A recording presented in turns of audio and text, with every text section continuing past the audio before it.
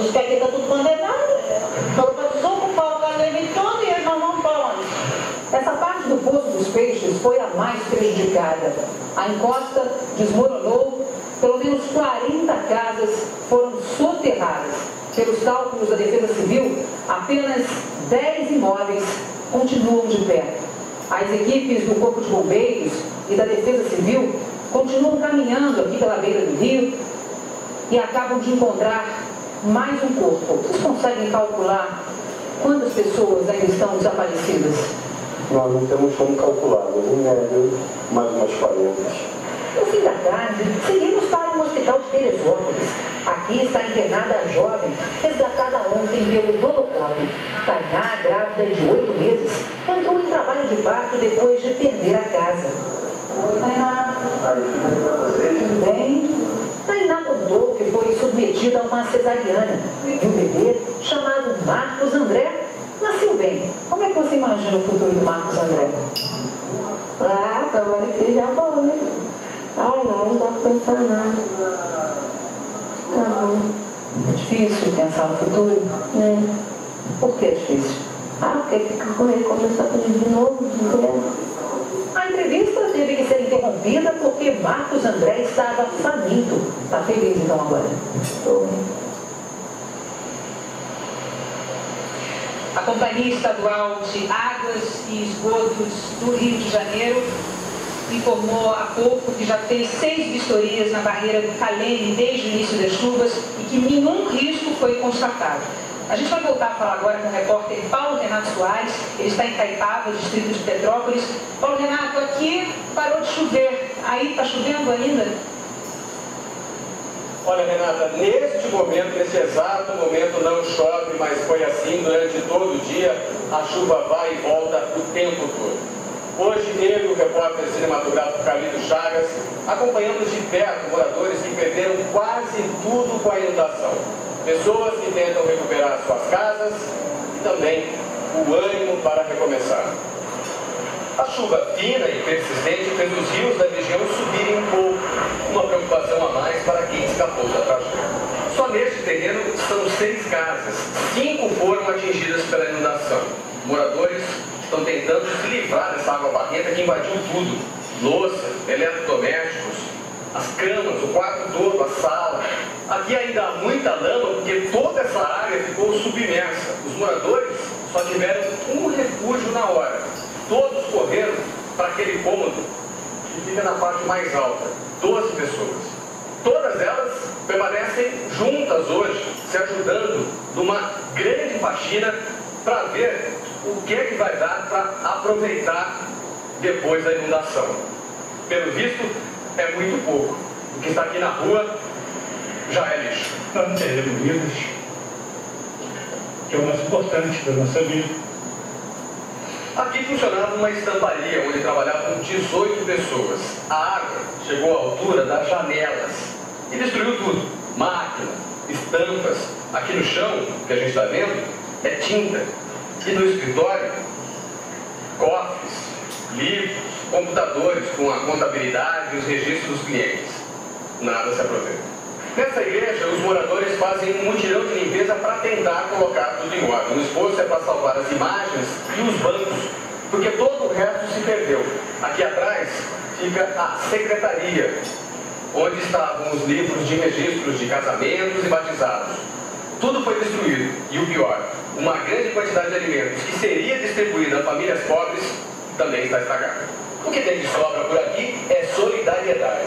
Os amigos da filha de Dona Geralda tentam tirar quase 1 metro de lama de dentro da casa. Um esforço de Deus. Porque no braço é complicado, a gente já está exausto. Igual o desespero que a gente já tem que passar durante a noite.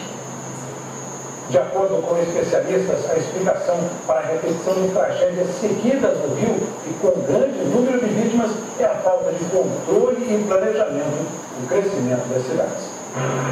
As imagens assustam, mas deslizamentos em montanhas são comuns em grandes tempestades. O relevo das cidades serranas funciona como uma barreira que impede a passagem das nuvens. Concentradas, elas provocam muita chuva numa única área. Dessa vez, a chuva foi de enormes proporções, fora do comum comum. Além disso, as características da região não ajudam. A parte alta das montanhas é um terreno muito inclinado e a vegetação cresce sobre uma camada fina de terra. A água da chuva vai penetrando no solo, que fica encharcado e se descola da pedra. O volume de terra desce como uma grande avalanche, devastando o que encontra pela frente. Construções irregulares ou não, pequenas casas ou grandes imóveis. A grande quantidade de chuva provoca um outro problema, o aumento do nível dos rios. Normalmente, o leito do rio é bem definido, como este, e ao lado logo aparecem as construções. Muitas cidades cresceram assim ao longo das margens, o que é um problema, segundo especialistas, porque os rios têm mais de um caminho. Um para o período de chuvas normais, como este, e outro para correr durante as grandes chuvas, quando eles precisam de muito espaço. É muito fácil identificar um rio correndo no quintal de uma casa, mas não é fácil perceber que muitas casas estão localizadas no quintal do rio. Portanto, é um terreno que deve ser preservado para esconder as águas fluviais. Esta semana, o estado de Brisbane, na Austrália, registrou a segunda maior enchente da história do local. Em fevereiro do ano passado, Portugal teve volume de chuva recorde e os rios que cortam a Ilha da Madeira encheram. Veja essa comparação. Nas tragédias da Austrália e Portugal, veja que choveu ainda mais do que em Nova Friburgo, Petrópolis e Teresópolis. Mas enquanto aqui as vítimas já chegam a cerca de 400, em Portugal foram 42 mortes e na Austrália 19. A diferença está no controle que as autoridades têm sobre as margens dos rios. O físico Eric Cavalcante é brasileiro, mora em Brisbane, na Austrália. O monitoramento feito pela prefeitura indicou que o rio que fica perto da casa dele subiria demais. No dia anterior, tinha uma carta do elemento de poder dizendo que a casa dele alagada. Tinha todo um procedimento do grande agora tentar encontrar da coisa, sair, varrer lá nos lixos, fazer isso e aquilo para tentar resguardar a sua casa e sair o mais rápido possível. Eu acho que isso faz toda a diferença. O temporal que atingiu a região serrana já havia sido previsto pelo Instituto Nacional de Meteorologia, o INMET, e as defesas civis estaduais e municipais foram avisadas. O aviso meteorológico especial foi enviado pelo órgão às 4h23 da tarde de terça-feira, horas antes das chuvas. Segundo o aviso, havia previsão de chuvas para todo o estado que poderiam ser moderadas a fortes na região serrana. As prefeituras de Nova Friburgo, Teresópolis e Petrópolis confirmaram que receberam um alerta, mas que não houve tempo para tomar as medidas necessárias para se evitar a tragédia. E o INPE, Instituto Nacional de Pesquisas Espaciais, prevê mais chuva para toda a região serrana. Essas imagens são da tarde de hoje. Elas mostram a concentração de chuva na região serrana do Rio de Janeiro, cenário que não deve se alterar nas próximas 24 horas.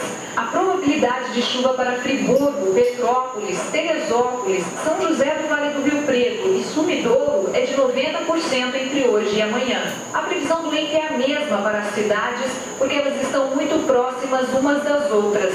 Deve chover 40 milímetros nessa região. É cerca de 1/5 do que caiu em Nova Friburgo nos últimos 2 dias. Não esperamos uma intensidade como a que ocorreu na madrugada do dia 12, mas sim chuvas contínuas, o que para um solo que já está bastante encharcado, ainda é atenção e pode dificultar também o trabalho do pessoal que está lá. Esse temporal foi provocado pelo encontro de 2 fenômenos. A zona de convergência do Atlântico Sul, um canal que traz a umidade da Amazônia para as regiões centro-oeste e sudeste do Brasil. Essas nuvens foram reforçadas pela umidade característica da região serrana. Os meteorologistas também apontam uma tendência para os próximos dias na região serrana do Rio. E a previsão é de que essas chuvas persistentes, que às vezes duram o dia inteiro, continuem por pelo menos uma semana. O mesmo alerta vale para cidades do interior de Minas Gerais. Esse sistema persiste aí para os próximos dias e é por isso que continua a atenção quanto à continuidade das chuvas na região serrana do Rio. Veja a seguir, aumenta o número de cidades em estado de emergência por causa da chuva em Minas. E a presidente Dilma Rousseff visita as áreas atingidas no Rio e promete liberação mais rápida de dinheiro.